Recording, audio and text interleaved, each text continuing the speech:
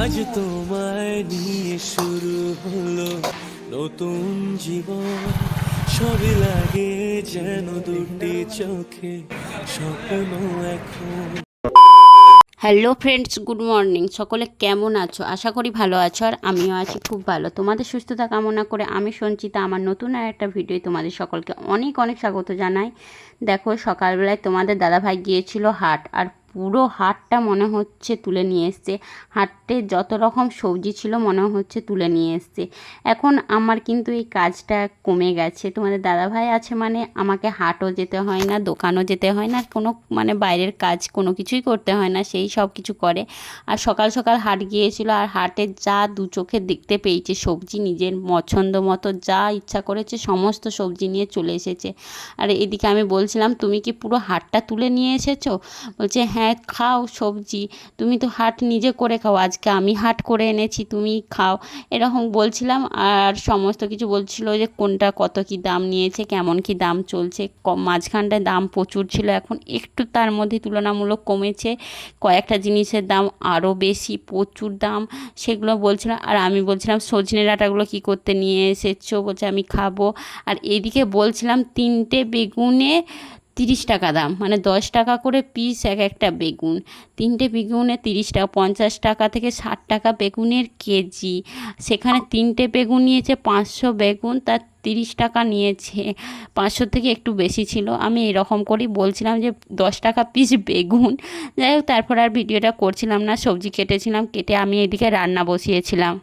সত্যি কথা বলতে কি, গরমের মধ্যে একদমই সেইভাবে ভিডিও বানাতেও ইচ্ছে করছে না, ভিডিও এডিট করতেও ইচ্ছা করছে না, কোনো কিছুই ইচ্ছা করছে না, কিন্তু তবুও তো করতে হবে, তার জন্যই করছি এক প্রকার বলতে পারো। আর তোমাদের দাদাভাই এসেছে মানে আমার তো দিনের অর্ধেক টাইম রান্নাঘরেই কেটে যায়, কারণ অবশ্যই এখানে সেইভাবে কোনো কিছু সবজি পছন্দ মতো রান্না কোনো কিছুই খেতে পায় না, তাহলে সেখানে তাকে তো একটু ভালো মন্দ বানিয়ে দিতেই হয়, কারণ যতই গরম করুক আর যাই করুক। আমি এদিকে বানাচ্ছিলাম ছোলা দিয়ে, পুঁই শাক দিয়ে কুমড়োর তরকারি, আর এদিকে কলা ফুলের তরকারি মুসুর কলাই দিয়ে। আমার দারুণ লাগে, আমার ছেলেরও দারুণ লাগে, আর তোমাদের দাদা ভাইয়েরও দারুণ লাগে। আর বানিয়েছিলাম মাছ আর ডাল আর ঢ্যাঁড়স ভাতে, বাস এইটুকুই বানিয়েছিলাম, আর বিশেষ কিছু বানাইনি। আর এদিকে দেখো, প্রত্যেক দিনের আমাদের কিন্তু এখন রোজের মানে প্রত্যেক দিনের খাওয়ার তরমুজ। আর তোমাদের দাদাভাই গেছে ছেলেকে নিয়ে ডাক্তার দেখাতে, চোখের ডাক্তার দেখাতে, কারণ এর আগের ব্লগেই বলেছি যে ছেলের ভীষণই বড় একটা দুর্ঘটনা ঘটে গেছে, তার জন্যই ডাক্তার দেখাতে গেছে। আর ডাক্তারে কি বলেছে দেখো। টিভি দেখা বন্ধ, ফার্স্টই ডাক্তার বলে দিয়েছে টিভি দেখা বন্ধ। ওরে বাবা রে, টিভি দেখা বন্ধ, পড়াশোনার চাপ দিতে বারণ করেছে, চোখটা রেস্ট দিতে বলেছে। আগে অনেকটা নাচ, এই দুবার ওষুধ লাগিয়ে দিলে সঙ্গে সঙ্গে বলে কাটলো। তখন যদি সাথে সাথে নিয়ে যেত হসপিটালে। চোখের ডাক্তার পাবি কোথায়? চোখের ডাক্তার না হলেও হসপিটালেতে। চোখের ডাক্তার আছে, হাসপাতালে চোখের ডাক্তার। তারাটা একটু বড় করেছে, ওই জবটা দিয়ে 2-4 দিন আবছা দেখবে। টিভি দেখাটা বন্ধ, কালো এই চশমাটা হবে না, একেবারে কালো। যদি রোদে বেরোয় একেবারে কালো স্যার, যখনই এটা তো এমনি সব সময় পড়ে আর আছে। এই ওষুধ সবারই একই, এটা 6 ফোঁটা লাগাতে ওই যেটা লাগাচ্ছিল না ও কিছু না, ওইটা তো চোখ পরিষ্কারের, ওইটা এটা যে কেউ লাগাতে পারে। আর একটা কিনতে দিয়ে ওইটা বরঞ্চ ঘরে রেখে দাও, ওইটা যে কোনো লোকের চোখে কোনো কিছু ফুটে লাগানো চলবে। লাগানো চলবে। এইটা ওখানে কি আর ওরা কি আর ইয়ে করে দিবে ওইটা? এইটা তবুও সবার। হসপিটালে আর দেখালে একটু ওষুধ ইয়ে দুটো করতে মায়ের আর বলছি। ওর একটা করে ডব আমি সন্ধ্যাবেলা এনে দিই। মায়েরও দেখে দিয়েছ? আমি দেখাবি বলে ছানিয়ে আসছে, আমি তবে ছানিয়ে আসছে দেখো। আমার ছেলের চোখটায় বেশ ভালো জোর রকমই আঘাত পেয়েছে, ডাক্তারে বলেছে জোর আঘাত পেয়েছে, তো সদ্য দিন কতকের ওষুধ ড্রপ দিয়েছে, তারপরে আবার একবার দেখাতে বলেছে, না হলে আরও বড় চোখের ডাক্তার দেখাতে বলেছে। কারণ প্রথমে ভেবেছিলাম হয়তো এমনি নর্মালি আঘাত লেগেছে ঠিকই, কিন্তু তারপরে ঠিক হয়ে যাবে, কিন্তু ডাক্তার দেখানোর পরে বলেছে না, জোরই আঘাত লেগেছে, কিন্তু কিছু করার নেই, এখন চাপ দেওয়া একদমই টোটালি বন্ধ, তার জন্যই চাপ দিচ্ছিও না। আর এদিকে দেখো, তোমাদের সাথে একটুখানি শেয়ার করছি আমাদের বাড়িতে কতটুকু কাজটা কত দূর এগিয়েছে। মোটামুটি উপরের পুটির ফার্স্ট লেয়ার যেটা দেয়া হয় সেটা অনেকটাই এগিয়ে গেছে। আর দেখো, ছেলের সাথে একটু দুষ্টুমি করছিলাম, আর চারদিকটা তোমাদের সাথে একটুখানি করে ঘুরে দেখাচ্ছিলাম। আর দুটো রুম এখন বাকি আছে, কারণ দুটো রুমেতে প্রচুর জিনিসপত্র আছে, একটুখানি দেখালাম তো জিনিসে পুরো ঠাসা। এইদিকে দুটো রুম কমপ্লিট হলে বাকি দুটো রুম হবে।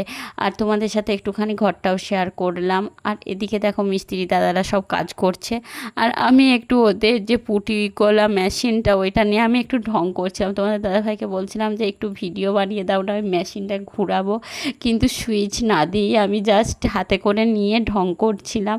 কারণ তো আমরা ঢং করতে ভালোবাসি, লোকে তো বলেই তোমরা ঢং করো, আমরা ঢং করতে ভালোবাসি, তার জন্যই ঢং করছিলাম। আমার কিন্তু হেভি লাগছিল আর প্রচুর আনন্দ হচ্ছে। সত্যি কথা বলতে কি প্রচুর কষ্ট করেছি, প্রত্যেকের বাড়ির 4 জনে কিন্তু প্রচুর কষ্ট করেছি, সমস্ত কিছু জিনিসের সাথে কম্প্রোমাইজও করে চলেছি, তার জন্য তো একটা আনন্দ হবে। এত কষ্টের পর যখন সাফল্য পাওয়া যায় তখন কিন্তু প্রচুর আনন্দ হয়।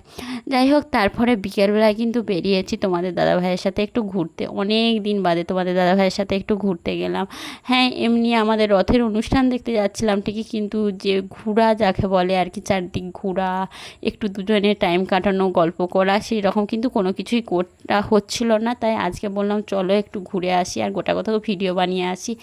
ঘুরতে গিয়েছিলাম আর ছেলেকে নিয়ে যাইনি, কারণ ছেলের তো চোখের বললামই তো সমস্যার কারণে ধুলো বা তাপ যতটা কম লাগানো যায় ততটাই ভালো, তার জন্য কিন্তু ছেলেকে আর নিয়ে যায়নি। আর চারিদিকে ঘুরে একটুখানি ভিডিও বানিয়ে এসেছিলাম আমাদের এখানের বিখ্যাত জায়গা বনলতা রিসর্ট, ওখানেই এসেছিলাম যে গোটা কথা ওইখানেও আমি যে ভিডিও বানাবো, তারপরে কিছু খেতে মন গেলে খাবো, তারপরে বাড়ি যাব।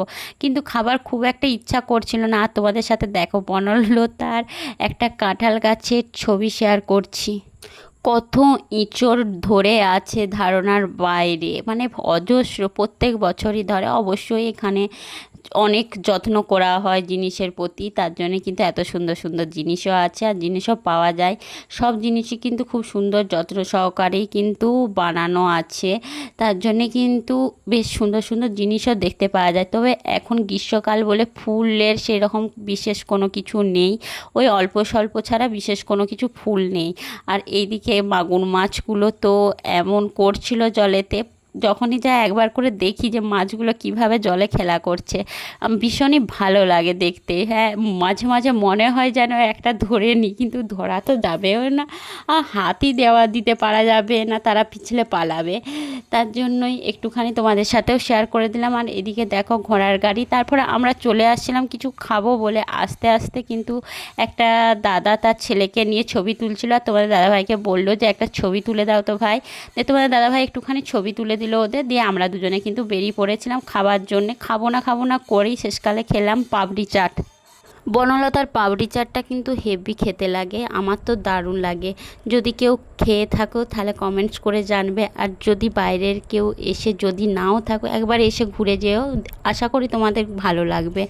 আর এদিকে দেখো বিল করছিল, আগে বিল করিয়ে তারপর অর্ডার দিতে হয়। আর আমি একটু বসেছিলাম আর তোমাদের দাদাভাই নিয়ে নিয়েছিল ছোটো ছোটো দুটো কোল্ড ড্রিঙ্কস। আমি বললাম নিতে হবে না, বললো না খাও, ঠান্ডায় কোল্ড ড্রিঙ্কস খাও। দিয়ে দুজনে ছোটো ছোটো দুটো কোল্ড ড্রিঙ্কস খাচ্ছিলাম, আর পাপড়ি চাটের অর্ডার দিয়েছিল। পাপড়ি চাটটা তখন রেডি হয়নি, তারপরে একটু পরে কিন্তু চলে এসেছিলো। আর সত্যি কথা বলতে কি নিজের বরের সাথে আমরা খুব একটা সময় কাটাতেই পারি না, যাকে বলে সময় পাই না কাটাতে, বছরের 65 দিন তাদের সাথে কাটায়, তাহলে একটু করে সুযোগ পেলে সেগুলো কিন্তু মিস করতে একদমই চায় না, কেউই চায় না। তার জন্য কিন্তু যখনই সুযোগ পাই, যখন যেমন হয় তখন কিন্তু বেরিয়ে পড়ি। তো এখন গরমের জন্য কিন্তু একদমই বেরাতে ইচ্ছা করছে না ঠিকই, কিন্তু আবার মনও যায় যে হ্যাঁ একটু তার সাথে ঘুরি, একটু বেড়াই, কিন্তু করার কিছু নেই, বাড়িতে কাজও চলছে, তাহলে খুব একটা বেড়ানো ঘোরাও হয় না। যাই হোক, ওখান থেকে তারপর চলে এসেছিলাম আর ছেলের জন্য নিয়ে নিয়েছিলাম ডিমের চপ, ছেলের ভীষণ প্রিয় পছন্দের। আজকের ভিডিওটা এই পর্যন্ত। সকলে ভালো থেকো, সুস্থ থেকো, লাইক কমেন্ট শেয়ার সাবস্ক্রাইব, আর ফেসবুক থেকে দেখে তাহলে ফলো